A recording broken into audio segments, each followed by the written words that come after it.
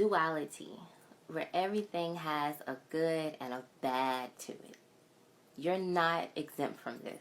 Just because you found God, just because you are aware of who you are, just because you're preaching, just because you're teaching, just because you're living a holy life, does not exempt you from being tested, from being tempted, from the ways of the world, the things that are no longer good for you and your survival.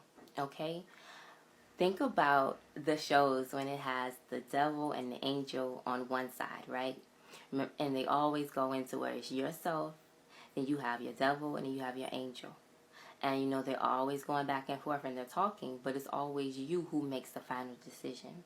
You have free will to listen to God, or you have free will to listen to the enemy of yourself.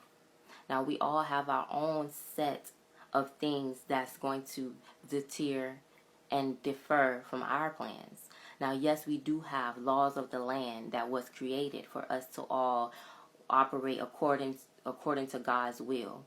And most of us are struggling with even the basic will, which was relationships. So, you know, within the Bible, that is the first story in there is about Adam and Eve. And in that story, I take from that relationship. You have to have a relationship with others in this world to survive. And you have to not abide, but I want to say you have to connect with each other in order to get this mission completed. You are not going to fulfill the mission on your own, because even in that one story, it shows how Adam needed a helpmate.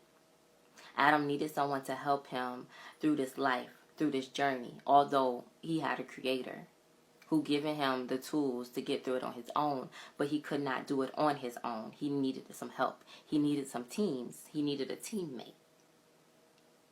So when you are thinking that you can operate on your own and do all things on your own, that's not necessarily true when you know that God has created us to be in relationships in order for things to grow and prosper for us.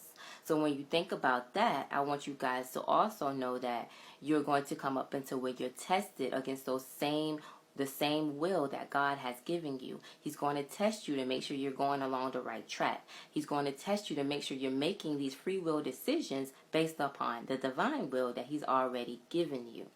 You have to learn how to discern your relationships, discern the energies around you, discern the people, discern the situations, so you can better understand your